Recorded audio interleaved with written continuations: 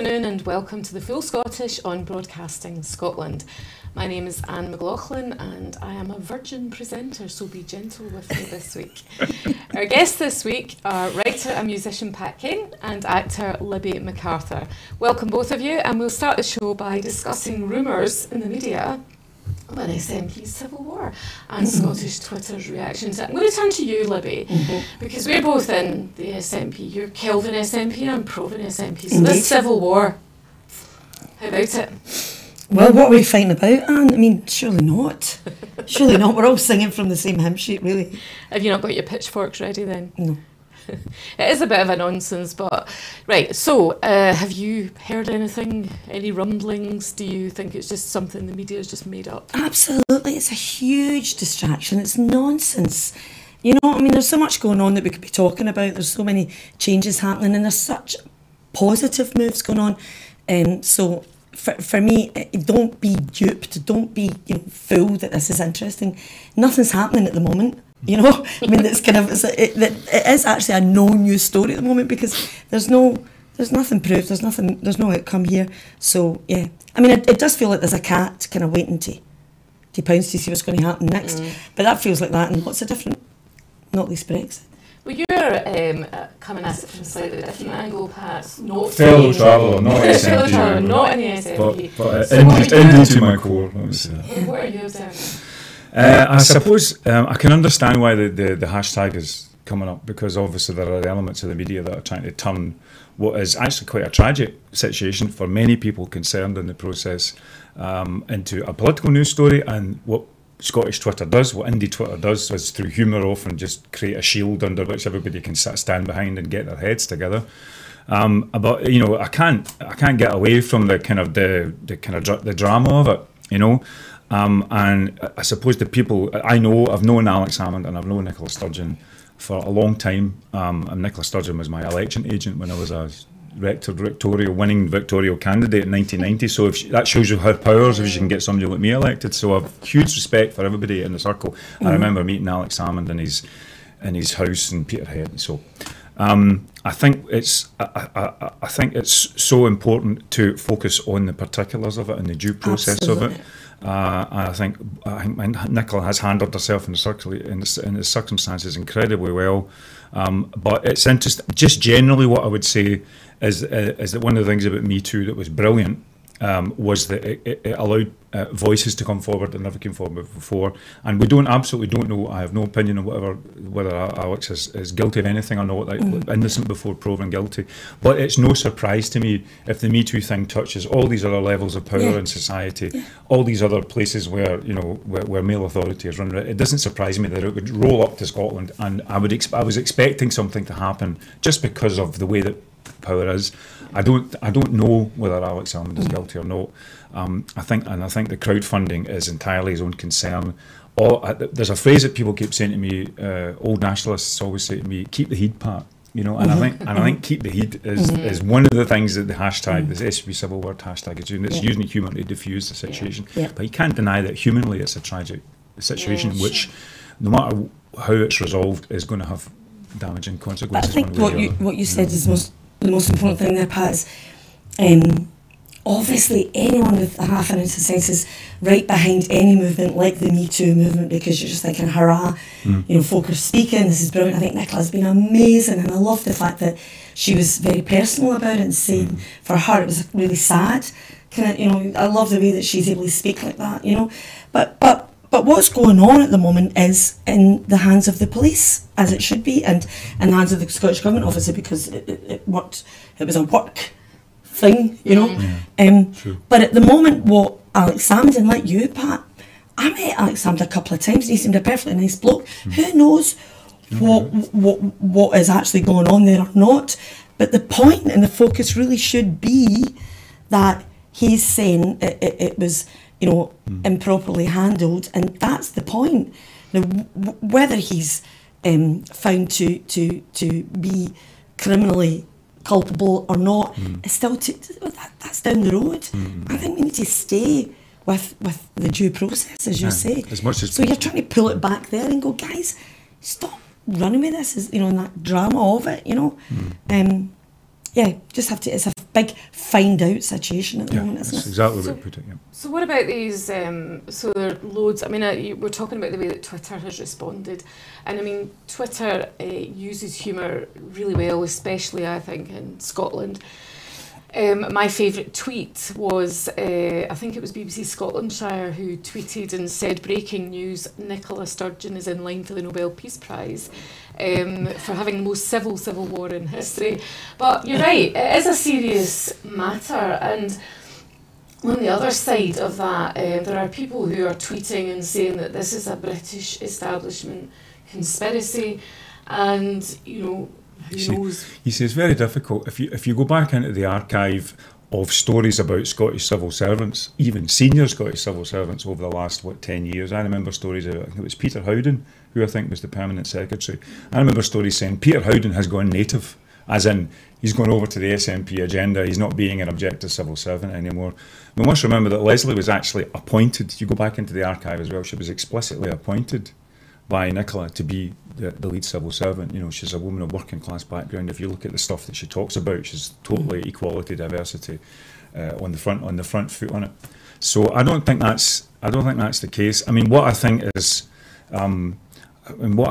is always happening with the question of independence, and maybe we'll talk about the Sunday Herald at some point, is that it's not as if we live in a balanced media outlet where 45% or 55% of the population are getting the perspectives heard about on, and there's a constant sense in which the media is unbalanced. That's why we're here, right? Yeah.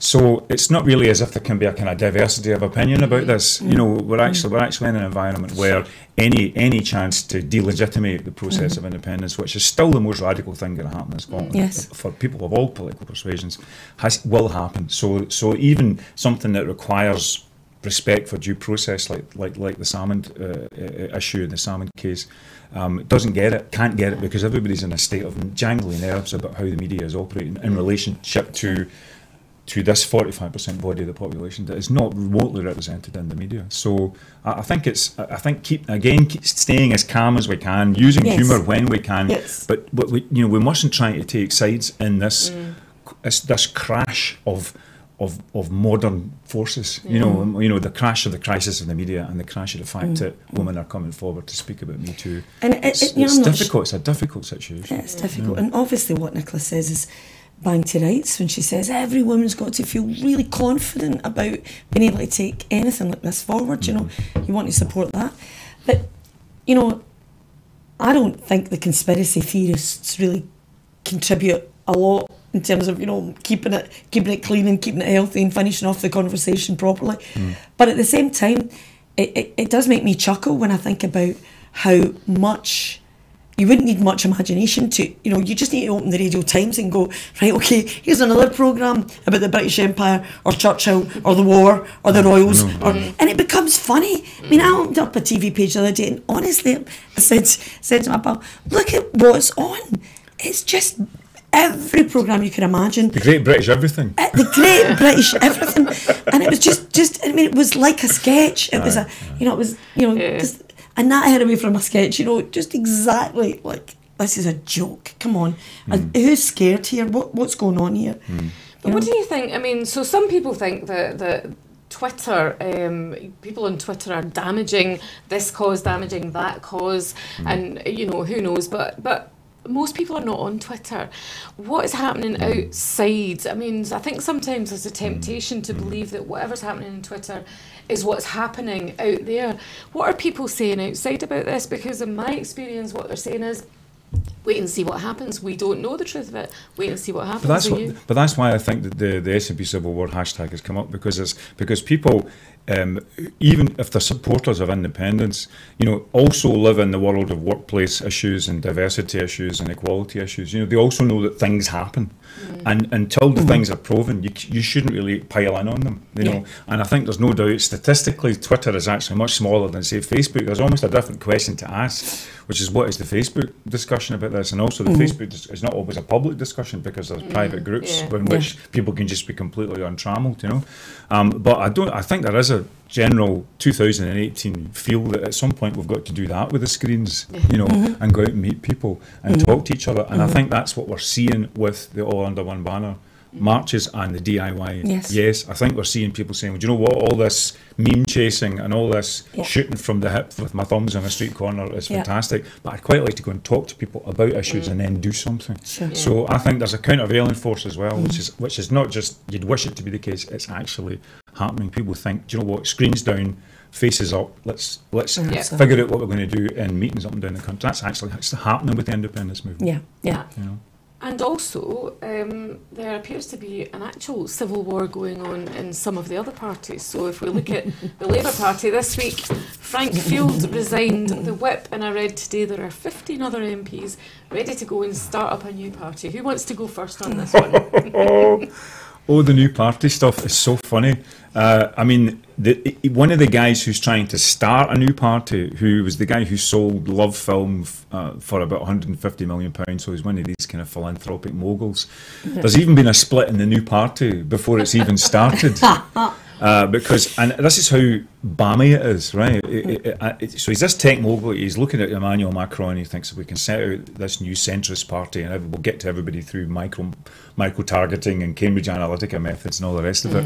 But he's actually looked at the research, and he says, you know what, I'm going to just change the whole platform of the party because UKIP sentiments are now the ones that might get us elected. So on a dime and simply looking at the polling, he splits it round. That splits off another bit of the So one of his partners has left his joint to set up another party, and it's called 12 Together.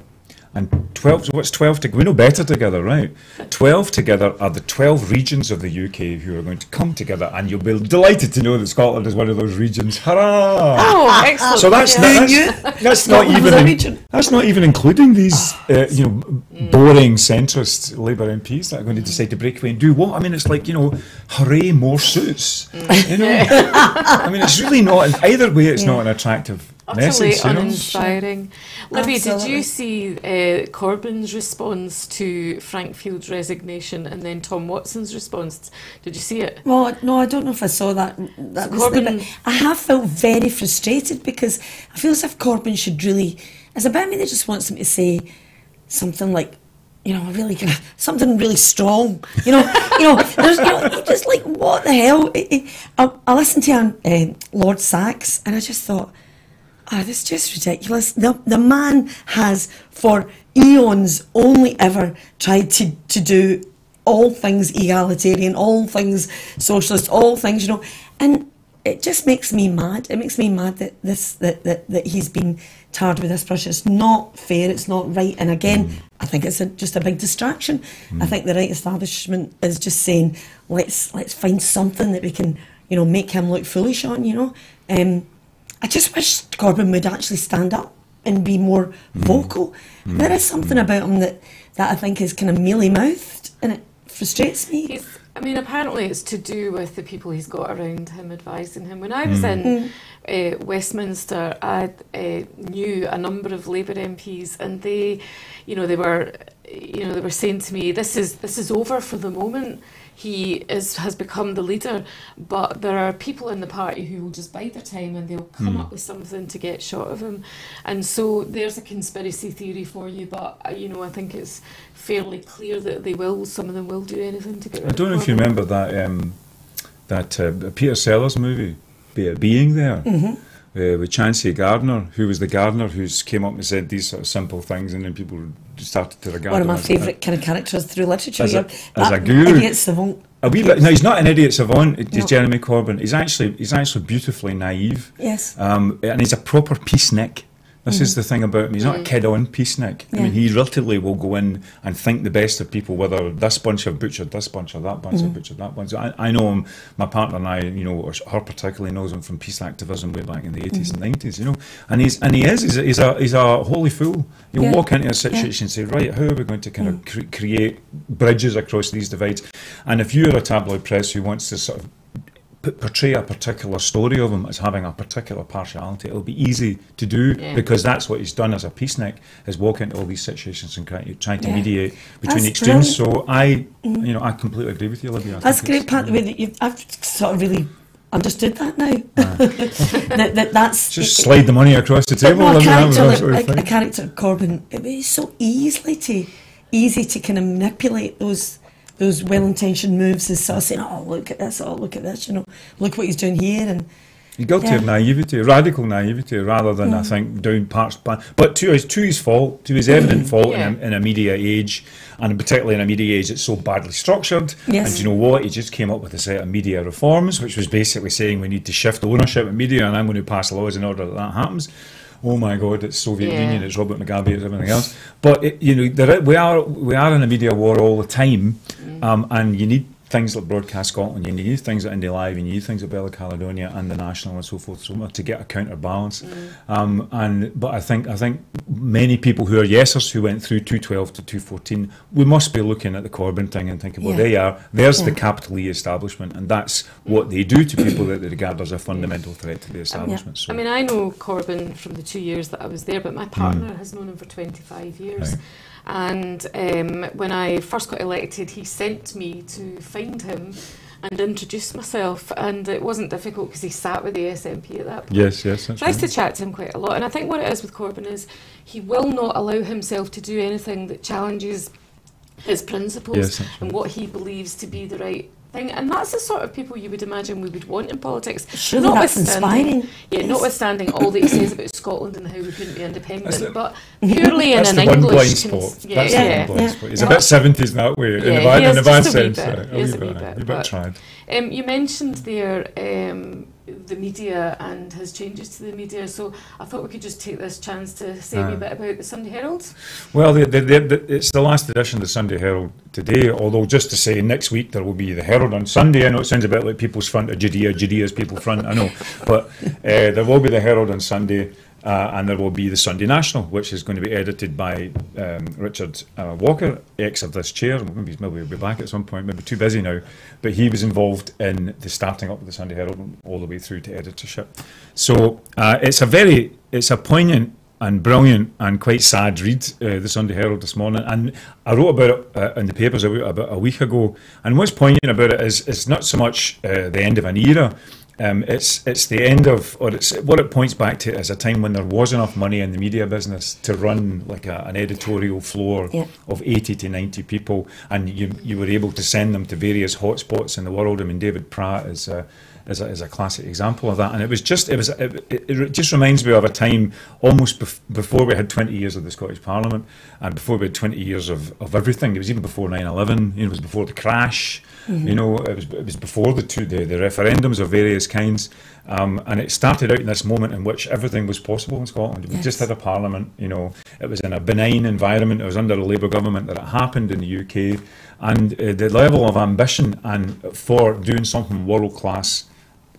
Talking to the world, but also standing on Scottish ground and relating Scotland to the wider world. I mean, that's why people are getting so emotional about it and so poignant about it, because it just represents a standard set, which actually lots of other parts of Scottish culture and institutions and organisations should match. So it was fantastic. Bliss it was in that very dawn to be alive and young, as the poets said, and I hope that its spirit carries on into the new publications. Are you sad to see it go? Absolutely. I mean, when, the whole thing about the media, Gannett, the big, the whole thing of the kind of like the big, you almost see a big kind of death nail hanging over media. I mean, that's why it's great, things like this, where folk can hear something else. I don't know, sometimes I think about Malcolm Gladwell's tipping points and wonder if it'll all swing back the other way, because if it's left just to social media, then we all know that so much of Twitter and Facebook's a wee bit like that guy in the playground who stands back and gets a boot in and doesn't get in the fight. It's too easy to kind of make that comment and then pull out, But just the idea of the broader approach in it, and in terms of looking at what folk can actually discuss online and then what's happening in the papers. But it's funny because whenever Wings of Scotland sits down and does his crowdfunders, he says, one of the things he does, he says, £70, that's how much you're spending on another paper a year. Why are you spending on them when they're peddling their bunch of lies and frameworks when you could be spending on me? Point. And I think there is a wee bit of a discussion to be had amongst people in the independence movement, and I don't know who does it, but it's almost like you could do an exercise where you look at your media spend. I mean, obviously, you can decide not to watch the BBC and not pay the licence fee, but presuming you're paying the licence fee, maybe presuming you're on another cable, you have to sort of look at your media spend, and I think we also have to go for that media spend and maybe in a more organised kind of way, but not too organised. You know, I mean, it's as if there's one organisation that's going to be the media organisation for the Indian movement. No, but I think we need to kind of slightly orchestrate our appeals to people, and then I think we need to sort of say to people, well, look, what's it worth to you a week to have, you know, a nightly news show, you know, or a regular set of newspapers, or investigative units, or even think tanks. I mean, I'm on the board of Commonweal, and Commonweal managed to survive from £15,000 a month or something, you know, from people who are basically paying £5, £10 a month, you know, less than that to actually keep the thing going. But that's that's a really healthy relationship between media funding and citizenship, you know. You do want that grassroots thing. You want that grassroots thing to bubble up, don't you? I mean, I do think that's the way forward. I think folk are more naturally politicised these days. I think that there is that kind of, and folk want to find platforms to make their commitment. So the more platforms there are in terms of, you know, Wings of Desire and stuff, to get that place of this is where you can have your say. Darling, if it was only called Wings of Desire, we'd be in a better place if we were talking German 80s news cinema. No, I like it. That's a rebrand. Wings of Desire, please. I'm really worried about what you've been watching, Pat. No. Coming back briefly to Labour, though, do you think Corbyn will remain in power? Do you think the party will split? Do you think there will be other parties, or because they talked about this a couple of years ago and none of it happened? It's so difficult. I mean, it's the first past the post system completely militates against a new party. I mean, you can pile up the votes. I mean, we were in a very egregious situation. I think the 2015 election, you know, with the Greens got 1.5 million, one seat. UKIP got 4 million, one seat, and we got 1.whatever million with 50 odd seats. So the system is balmy. 50, I beg your pardon. Who could forget? So the system's completely balmy. I think there might be more.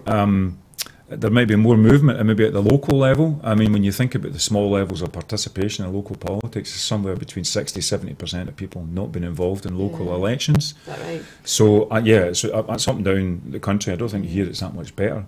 So I think if there's going to be new parties, I think they might operate at the local level. You know, at the Devon level, or the Birmingham level, or the Liverpool level, or. And I'm not quite sure what the ideological space is. You know, they all look to Macron, and they all think, there we go, we've got the guy with the big name, let's go forward, beautiful demeanour. Basically, that's Blairism 20 years after it happened in the UK. You know, so there's not much of a model there. I think it's a non-goer, and I think Corbyn's going to get a shot at power. I don't think he's going to get there with a full Labour majority. I think, unfortunately, those filthy nationalists are going to be in a queen-making position, and I think that'll be the best for the whole island, because they're not that interested in constitutional change. They're not that interested in reforming the House of Lords. They're not interested in PR. And I would love, actually, as one of our last acts as we leave this beautiful union, to reform quite a few of their structures, because on their own, under parliamentary dictatorship, a majority Labour Party will not shift the fundamental constitutional structures of the country, but they might do with the SNP, Plaid, Greens. So Wouldn't that be wonderful? Wouldn't that be wonderful? Because you can see the links. You can see. You just think that would be really reasonable. That would be, you know, and also that thing of just feeling that, you know, obviously, you know, there's a bit of me that would like to take the border right all the way down to London, you know, just kind of going on. But obviously we want Corbyn in England, you know, that he is a natural ally in terms of the socialist agenda. Yeah. Although I mean, I keep giving Corbyn the benefit of the doubt, and I would say we want Corbyn in England over a Tory government, but we want Corbyn in England if he's actually going to have the guts to stand up to his MPs and talk to us, yeah. And Corbyn in England and us, you know, obviously going for independence and getting it again.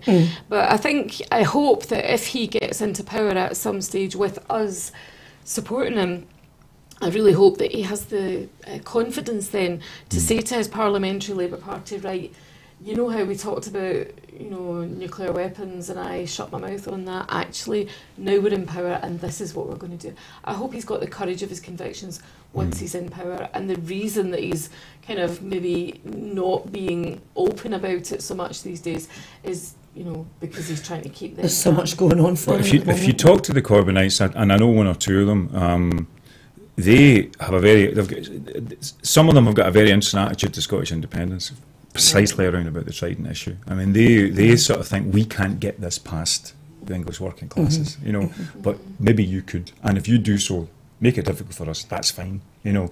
And I think there is an element of saying, well, you know, please go and do it. I mean, I think that's one of the things people don't realise about independence amongst certain sections of the left in the UK, but also internationally. It's sort of like, you're waiting for what exactly? You know, what are you sitting trembling on the brink of?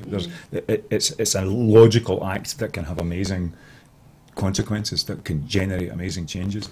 So I think he's keeping his counsel on that one. Again, if your partner knows him for 20 odd years, you'll know him as an absolutely stalwart anti-nuclear person. You know, so what is the context? I mean, actually, what's interesting about a nationalist unionist, right, is that one of the consequences of independence is going to be healthy for the whole island, and for the governance of the whole island, and for the structures of governance of the whole island, and the investments that they've made, and the economic and ideological balance. I mean, so actually Scottish nationalism, Scottish independence politics helps the whole structure of life in these islands. I'm convinced of that for years. Yes. But just to be absolutely clear, that will only happen if the SNP elect loads and loads of MPs to make sure we keep Corbyn on track. Even though I'm not in your party, I would generally agree with you. Although I did join Labour for Independence in 2013 for 3 months, and it was possibly the most pelters I've ever had in my entire life. So, oh right, okay. Well, cutting that one off. Could you ever see yourself joining Conservatives for Independence? No, of course there isn't one, right? Grips table. But I'm just looking for a link so that we can talk about the Civil War and the Tories. We've had Jacob Rees-Mogg up this week telling us that we're not to have a referendum for another 20 years, so that'll be that then. And Theresa May has been dancing in Africa, and Ruth Davidson is rumoured to be heading to London in January. What's going on there with Which can enter the House of Lords, and I think she's going to be the Queen one day. Not Queen, she's going to be Prime Minister one day, apparently. Right. So, what do we make of the Tories? You go first. Libby. Well, I have no problem with Theresa May dancing. She can be a bad dancer. I wish she danced more and did less of anything else, you know. I think it's just an indication of her not being in touch with herself. The opposite of Nicola being able to talk about being sad about Alex. I remember Nicola on the bar, walking on the bar. Right. Probably the polar opposite anyway. I remember Nicola on a bucking bronco at a country in Western. Oops, can we cut that out later? No, it's not live, is it? Absolutely cannot. But see the idea of we can't possibly have another referendum. I was like, why not? You know, this idea that it's like an affront to democracy. How could it ever be ask the people being, the thing about referendums is they only happen once in a while. Why? Why don't we just ask, you know? So, for me, the Jacob Rees-Mogg, I mean, anything he says anyway, you just think, no, you're a guy that wore a monocle when you were 8. Shush. You know, he's like Lord Snooty. I take him as seriously as a Beano character, really. I wish he And we do laugh, but I used to say that about the Scottish Tories, that they're like your old uncle with pretty dodgy views but really totally harmless, and then they started to get more votes. So we're laughing at Jacob Rees-Mogg, I know, you're right. but we also need to be afraid, very afraid, I think. I do find it ironic, the headings like Theresa May has uncovered a plot that Boris, you're like, I could have told you.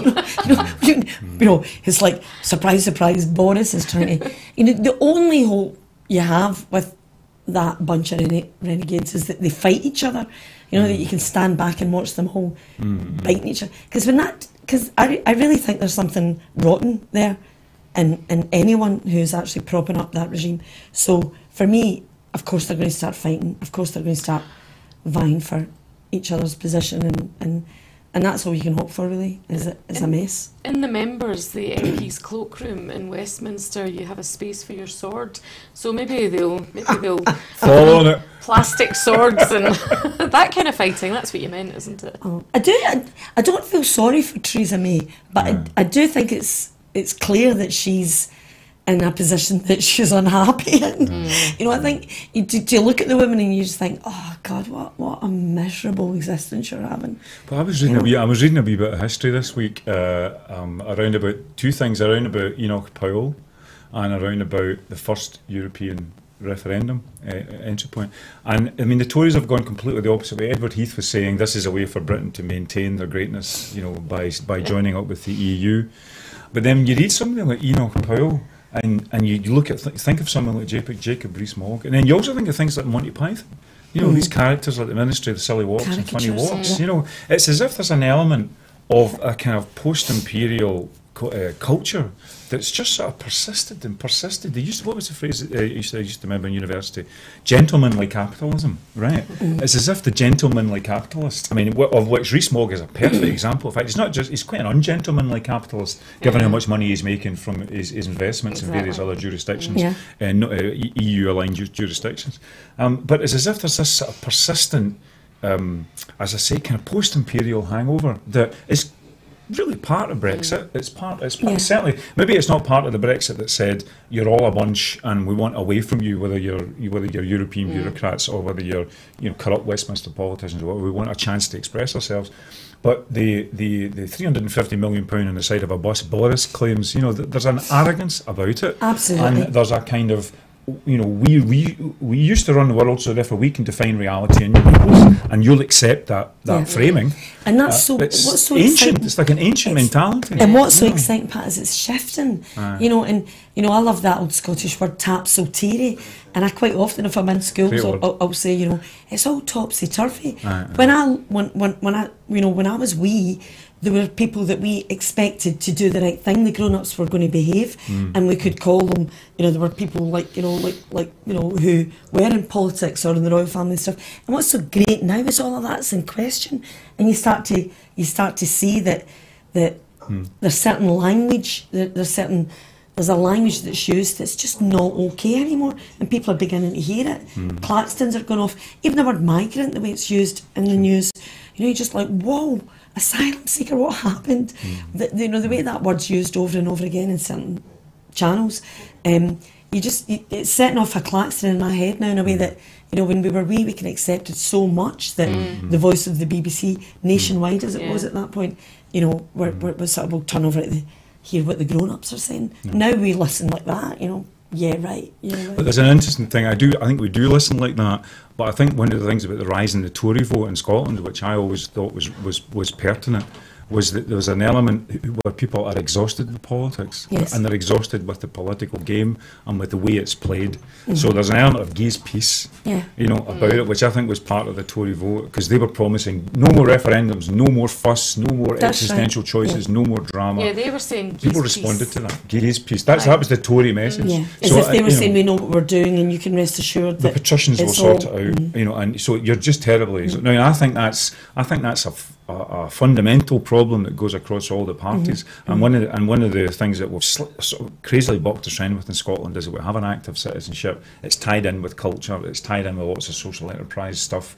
I mean, I think one of the good things the Scottish Government has done is to try to slightly spread power throughout society through community buyouts and support and that kind of stuff. And I think that keeps the citizenry strong, and it gives them space, mental space to kind of think and act differently. Which is just, I mean, it's literally the very opposite to Bojo in his underpants flying on a flying fox, being a lovable eccentric, while at the same time promulgating the worst, most right-wing policies. When I was in Westminster, there were lots and lots of those sort of old empire eccentrics, and I had been there a couple of weeks, and I was at the cash line machine, and the Tory MP said to me, "Are you enjoying it?" And I thought, I better say aye, because I didn't know what to be rude. I went, yeah, it's lovely.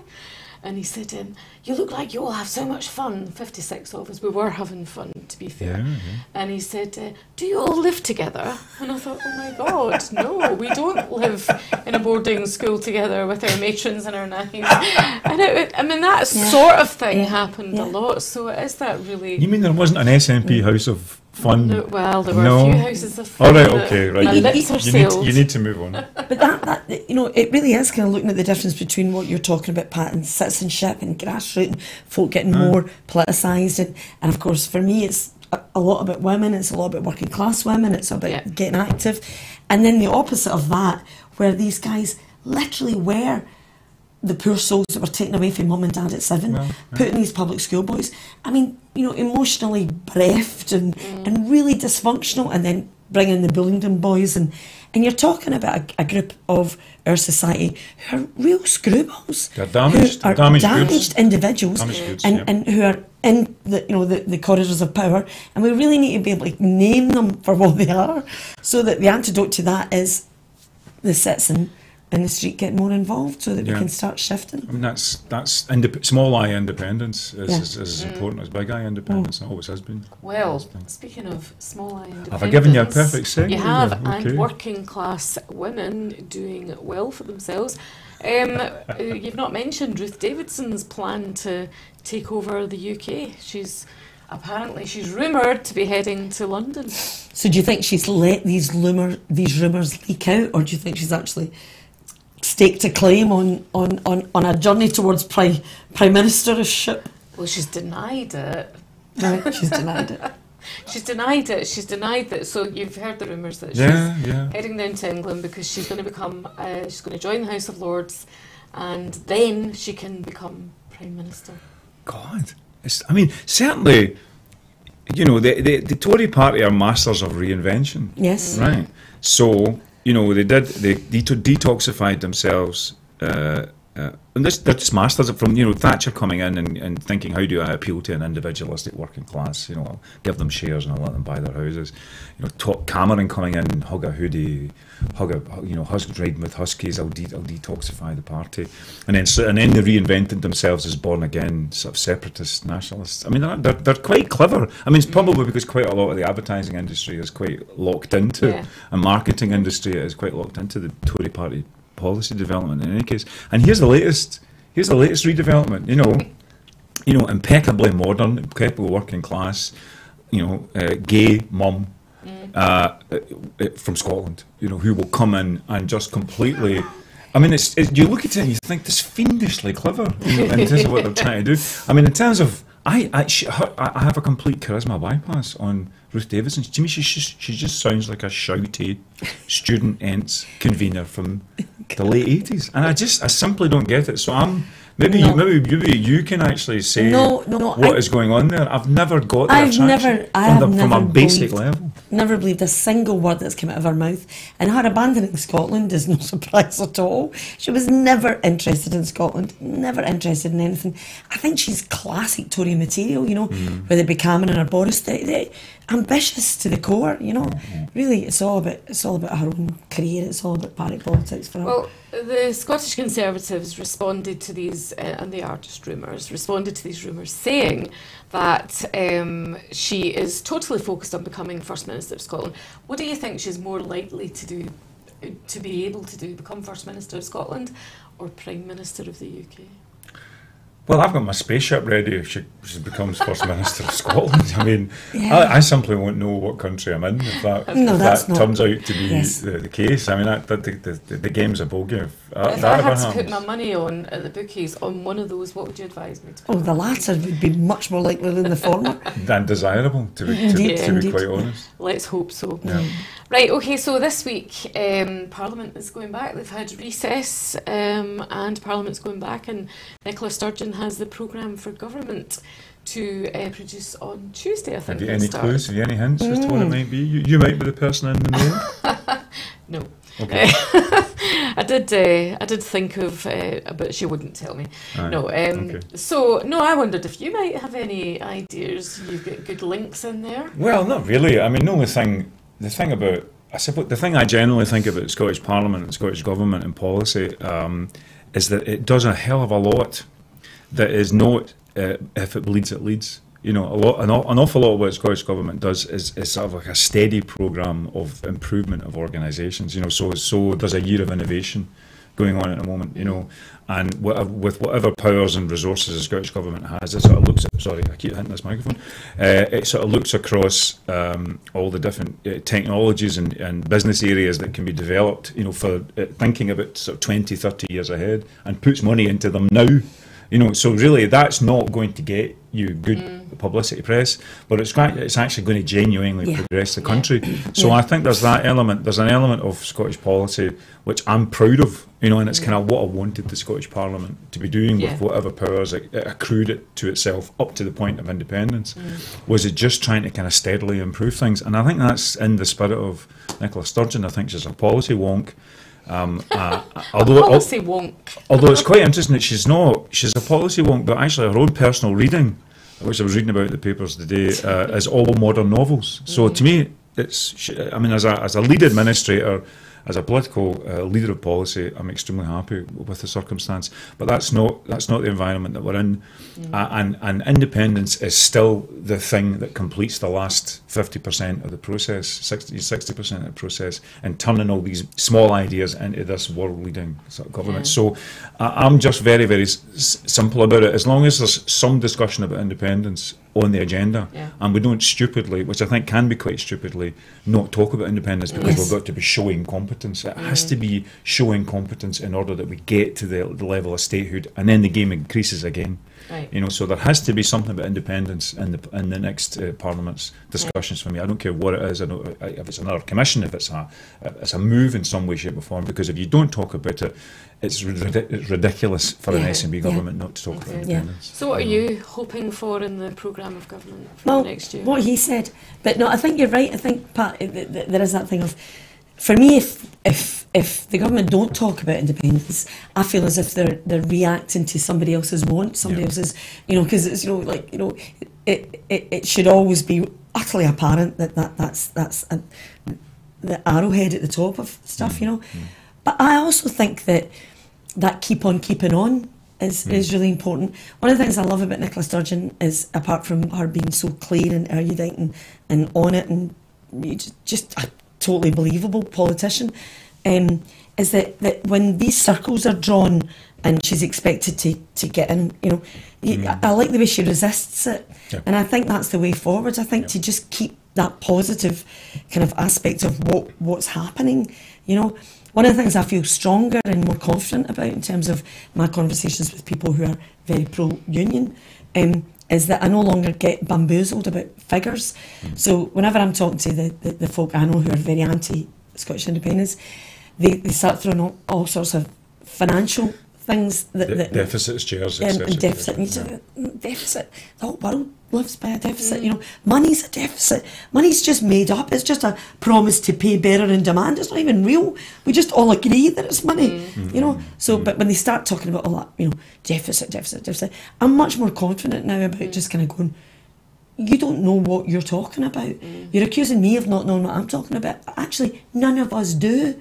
And what we've got to look at is today, what's going on in terms of Scotland is we are reaping the rewards and the benefits of being the amazing country that we are, day by day by day. And if anything, it's very clear that after 200 years with the Union, if that's the deficit we've got, then you've mucked it up. You know, let's see what we would do when we were away from you, you know. So I feel stronger now. The idea of any of the conversations about money is on the basis of us being in this mess, in this union, and it's not working. And what would be brilliant would be to make new decisions based on new spending, you know, less defence, you know, get rid of Trident, you know.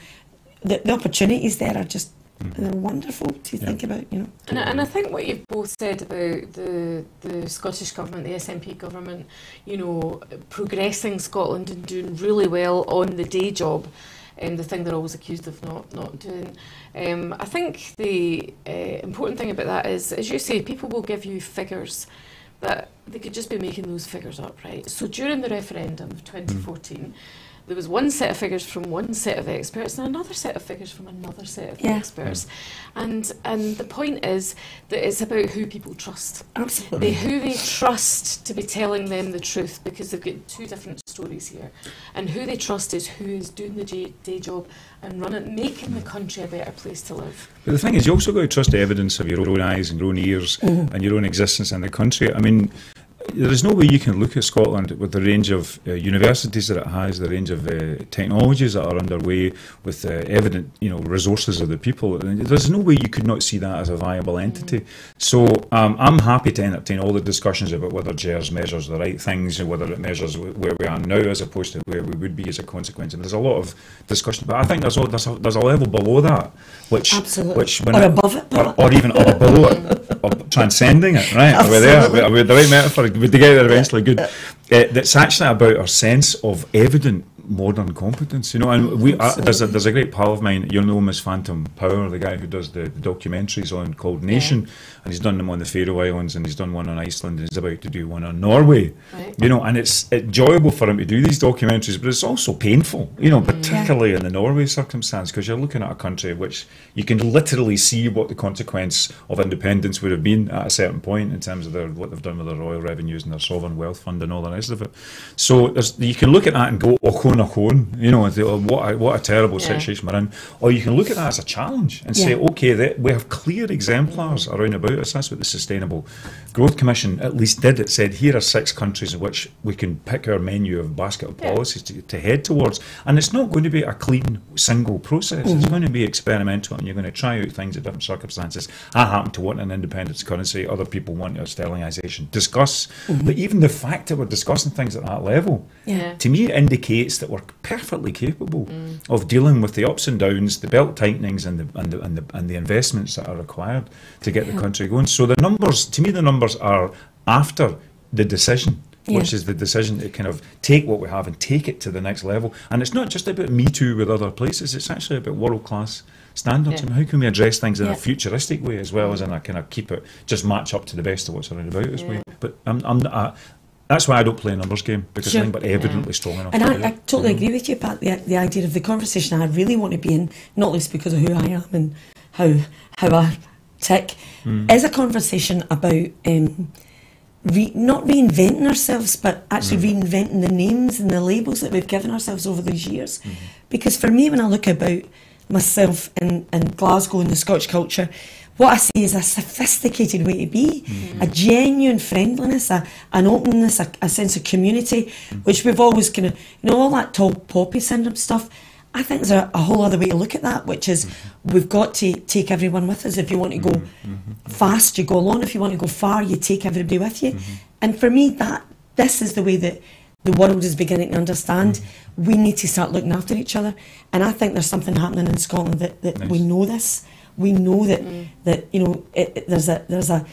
there's an expectation to look after your brothers, an expectation to help somebody on the bus with the pram. If the string give them bag, a baby box, a dreaded baby box. And it's such a strong metaphor. The baby box is so powerful, and I love all that stuff about the innocent children and the education and what the children are all our responsibilities. These are the really profound ways to think. And in between that, you will get moments where in education we are not reaching where we need to be reaching. The policy's not quite worked as it should. But the point is that we're all aiming for the same thing, and we're basing it on a point of principle about children's right to free education. Right, so good luck to Nicola Sturgeon as ever. presenting that on Tuesday. So I wanted to end by talking a little bit about American politics. I don't know if either of you have seen The Black Klansman. Oh, I've heard about it, yes. Well, I went Spike to see Lee it last movie. night. Yeah, Spike Lee movie. It's about the 70s and It's about 70s, and it's about a black police officer who infiltrates the Ku Klux Klan. And I on the phone, is it not? Well, I'm not going to give the plot away. He infiltrates them quite brilliantly. But throughout the film, I went to see it last night with other SNP members in my side of the Civil War, and throughout the film I kept thinking this is depressing, because things have not got better. Things are pretty bad over there, and at the end of it, it brings you up to date. So I thought we could say a little bit about American politics, because I know you've been tweeting recently, Pat, about. Well, I wrote a piece for the National about American socialism. I mean, I'm an Americanophile. I recorded in America. America comes out of my mouth when I sing, because my dad sang Frank Sinatra, Stevie Wonder, etc. So it's inescapable. I'm the 52nd state is right here, right? But the idea of American socialism is a bit like, classical Elvis, or Nouvelle Cuisine cheeseburger. It's like, how can that even be? But it is actually the case.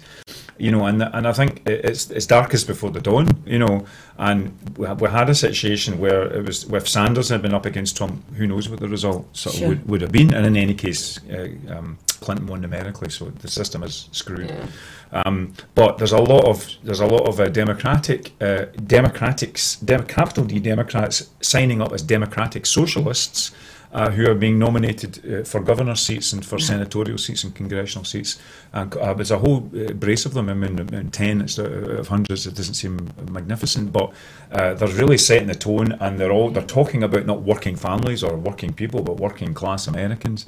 So, I mean, I think, and one of the things that's interesting about the democratic, the word socialism is now approved of by 57% of registered Democrats, right? What do they mean by socialism? And I think what it means is the 1% being identified and the 99% saying this has to be fixed. So the Occupy movement sort of brought an element of leftism in a brilliant way, just by saying, there they are, there's the elite, there's La Casta. But I think the thing about the socialist thing is that it's allowing people to kind of subsume a lot of the identity politics and a lot of the sexual, not reduce those differences, but say, what is the system that needs to change in order that these identity agendas get addressed? So that's actually incredibly positive. So people are looking to an ideology that says, you know what, we need to raise the floor for everybody so that everybody can figure out how to live their complex lives, but we all are at the mercy of an out-of-control American kleptocracy and capitalism. An out-of-control American system that this week announced that they would stop funding education. Well, they're withdrawing funding that pays for 500,000 children in Palestine to be educated. When I look at what's happening in America, my dad used to always say the very best and the very worst of things will happen in America. And if you want a black female judge, you're not going to find it anywhere else. But, and the more Trump does these things, like withdrawing the funding for Palestine and in Pakistan as well. The more you just hope for the contrast, you just hope for the elastic bang to ping back the other way. And I think that's what's happening. And I just think, right, when I look at Trump, I just think, right, this is helping folk concentrate their minds on what's important here, and that's all you can hope for is the contrast that's thrown up with this complete nut job at the fore here. And I do think that. We have to keep looking at that and not at him. You really have to take responsibility for where you're pulling your focus, because if we looked at what he was doing a lot of the time, we would just despair. The Americans I speak to, I say to them, listen, he's our collective shadow. You're not all responsible for him. The West have all got to look and sort of say, right, what have we all been up to that threw up a Trump? That he managed or managed a Brexit majority. A Brexit majority, exactly. And we remember those two results. I mean, it's like these huge things that happened, not getting our independence, and then Trump, and then Brexit. None of these things I thought would happen. You stand at the radio going, what, in a loop. But we've just got to keep looking to the light. But there's a lot of, I think one of the remedies that the American, comrades that I have is that there's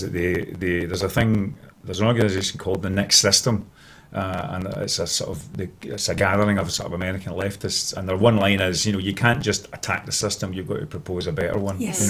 So if you go down to the kind of the level of towns and small cities and states and districts in America, there's an awful lot of people that are just getting on with energy schemes or land schemes or cultural schemes or whatever it is that they have to do between themselves, and this all happens up here, but then they're sort of turning to each other.